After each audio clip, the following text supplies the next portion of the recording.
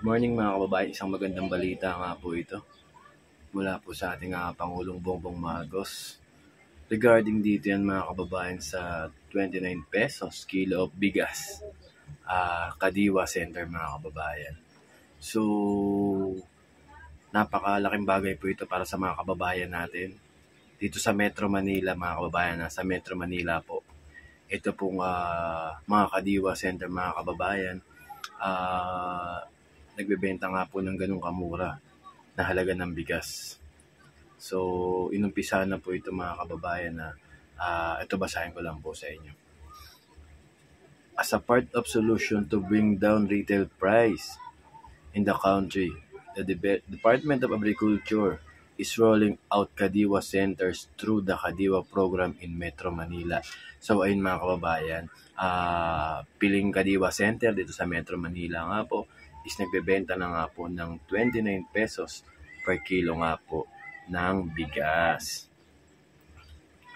In a news released on Sunday, kahapon mga kababayan, the DA said these centers offer rice at 29 pesos per kilo in certain areas along with other basic necessities and prime commodities at lower prices. Ayan mga kababayan. Such a fish, eggs, onion, garlic, fresh vegetable, and fruits. Ayan, kabilang nga rin po yung iba nating pangunahing naman pangangailangan at mga masusustansya. That 29 pesos per kilo rice is available at the following location. Ito mga kababayan, kung saan lokasyon na available. Ito nga pong tig to 29 pesos kilo nga po ng bigas. Ayan. ADC Building of Department of Agriculture Central Office in Quezon City, Kadiwa. Kadiwa Center inside the Bureau of Plant Industry in Malate, Maynila. Kadiwa Store, Liano Road in Barangay 167, Caloocan City. Kadiwa Store, AMVA Housing, La Mesa Street in Barangay Ugong, Valenzuela City. At Kadiwa Center, Pilfida Compound Area Street, Talondos, Las Piñas City. So, yung mga kababayan, doon po siya available yung mga tigda 29 pesos per kilo natin na bigas. The DA said each household may purchase a maximum of 5 kilo rice from Kadiwa. Ayun mga kababayan, maximum po ng 5 kilo ang mabibili. Subject to availability, the supply is influenced by various factors including transport, packaging, and logistic among others. Ayun nga po.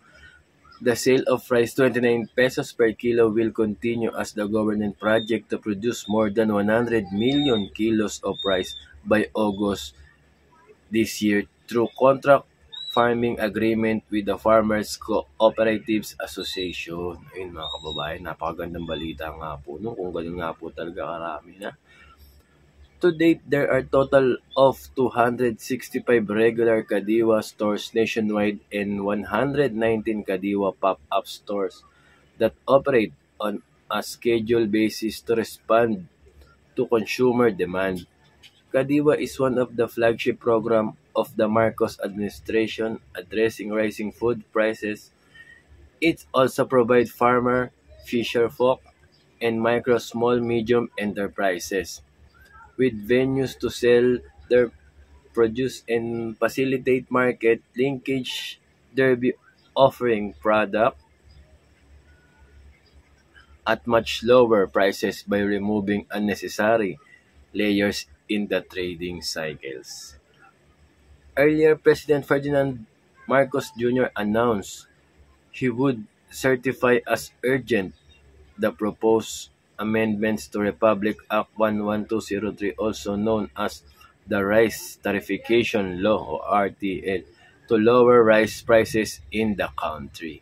So ayun mga kababayan, President Marcos state that the House of Representatives and the Senate have found solution that would allow the government to import rice, eventually reducing rice prices. So ayun mga kababayan, suportado talaga ito ng ating Pangulong Bongbong Marcos at ng ating House of Representatives sa pamumuno ni Speaker Martin Romualdez.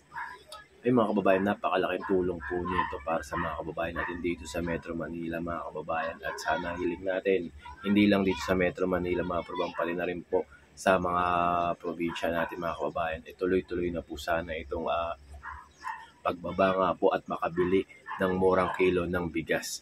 So yung mga kababayan, i-comment down below nyo kung ano masasabi nyo dito. Maraming salamat sa nakasuporta sa akin, sa aking pag-vlog. God bless us all po sa inyo lahat. Thank you.